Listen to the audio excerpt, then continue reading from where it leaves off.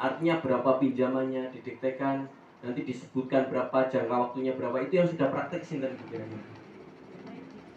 Bukan kredit. Diperbankan yang notabene mereka pelaku riba sudah mempraktekkan ayat ini, tapi kita belum sih.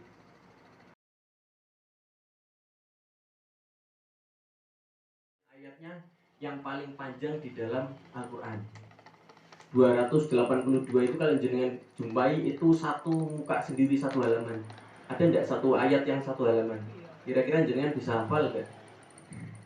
Itu panjang satu halaman, kita lupa satu bagian saja bisa buyar semuanya itu kalau baca. Itu seperti itu. Nanti kita bacakan penggalanya saja. Jadi dari awal tidak kita baca keseluruhan, namun nanti kita terangkan poin-poinnya, kenapa kok bisa seperti itu dan apa maksud dari diturunkannya ayat tersebut untuk kita terutama. A'udzu billahi minasyaitonir rajim. Ya ayyuhalladzina amanu idza tadayantum bidainin ila ajalin musamma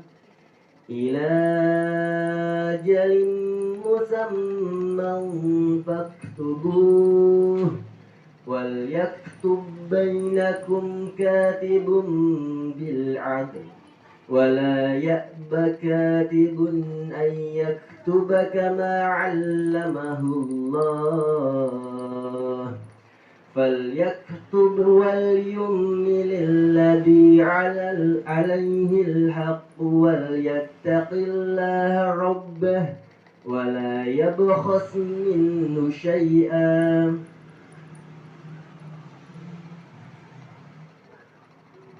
ألا ترتابوا إلا أن تكون تجارة حاضرة تديرونها بينكم فليس عليكم جناح ألا تكتبوها وأشهدوا إذا تدايعتم ولا يضار كاتب ولا شهيد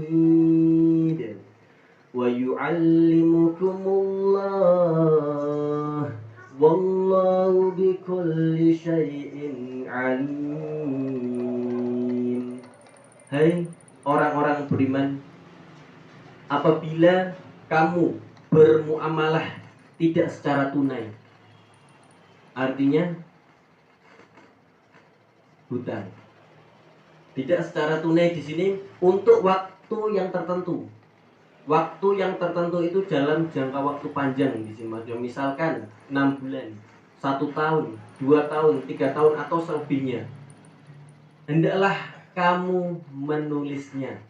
Artinya kita ternyata diperintahkan atau diperingatkan oleh Allah untuk mencatat setiap transaksi hutang yang kita lakukan dengan siapapun, dengan saudara panjenengan, dengan kakak jenengan, dengan adik jenengan, apalagi dengan orang yang di luar lingkungan keluarga kita.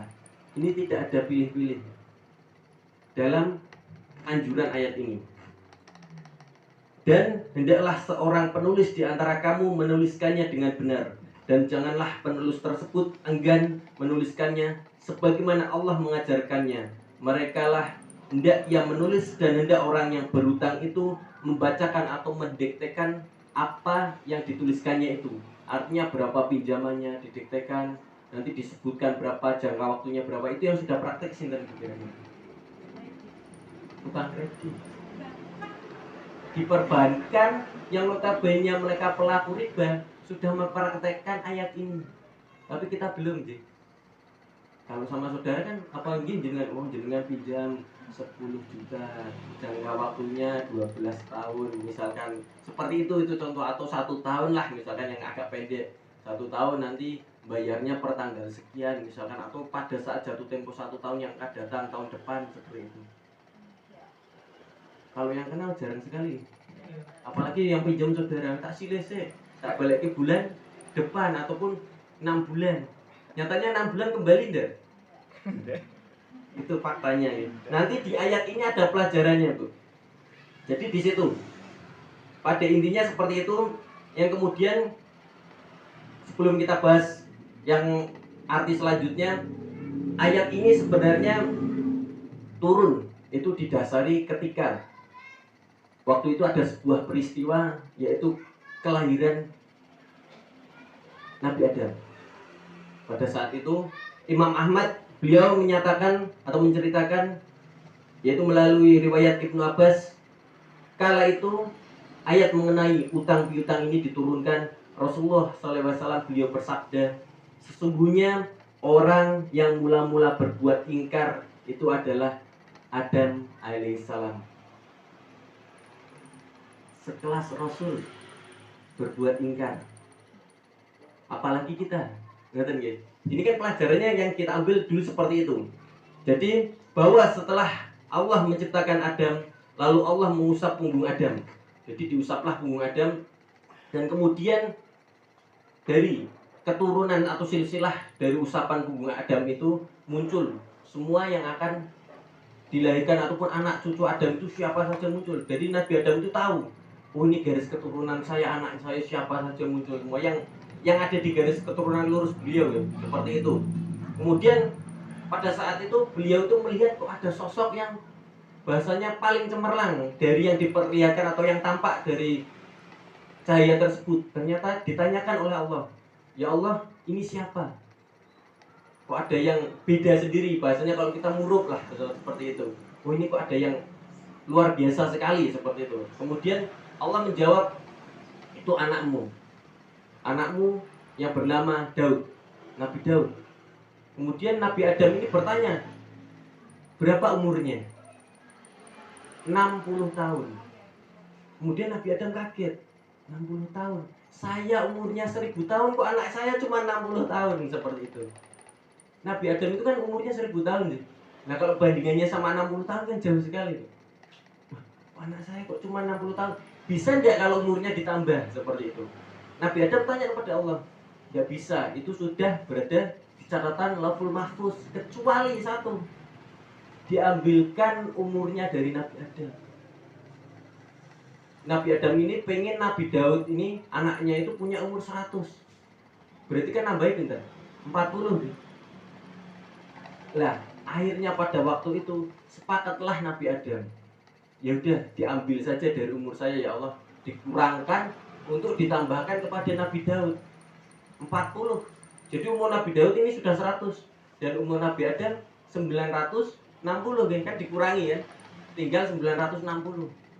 Dan suatu ketika setelah tiba waktunya Nabi Adam ini berumur 960 tahun ini, malaikat maut datang. Kalau Nabi dulu itu sudah melihat, kan beda dengan kita kan tidak mungkin melihat malaikat maut. Rasul itu tahu kalau ada malaikat Jibril datang, malaikat maut itu datang, itu tahu. Kalau kita tahu kaget, kita langsung pingsan mungkin. Itu bedanya. Kalau Nabi dulu kan sudah lihat, oh iya, ya, kamu kok datang sekarang? Kan belum, umur saya kan ini sudah baru 960 tahun. Masih kurang 40 tahun lagi. Kamu harusnya datangnya 40 tahun lagi. Terus kemudian dibukakanlah buku catatan yang perjanjian yang dulu dengan Allah dan malaikat yang dipersaksikan itu. Ternyata dulu sudah dicatat di Lauhul Mahfuz, ternyata umurnya Nabi Adam itu sudah dikurangi 40 tahun berdasarkan kesepakatan bersama. Nabi Adam lupa. Kemudian beliau itu mengingkari, "Yuh, tidak bisa. Umur saya 1000 tahun. Ini sekelas Nabi Rasul saja seperti itu. Apalagi kita kira-kira." Nah, dari dasar inilah ternyata yang menjadikan penyebab turunnya ayat ini. Jadi Rasul bersabda seperti itu, turunnya ayat ini tuh awal ceritanya karena kisah Nabi Adam tersebut yang tidak terima, bahasanya sudah mau dicabut nyawanya oleh malaikat maut, ternyata masih ngeyel. Itu kelasnya Rasul aja seperti itu gitu. Itu kira-kira kalau manusia biasa lebih banyak lagi ngeyelnya itu. Bahkan ngejek gelut bahasanya seperti itu kalau bisa. Kelas Rasul aja masih seperti itu, ngeten. Inilah hikmahnya yang perlu kita ambil ternyata di situ.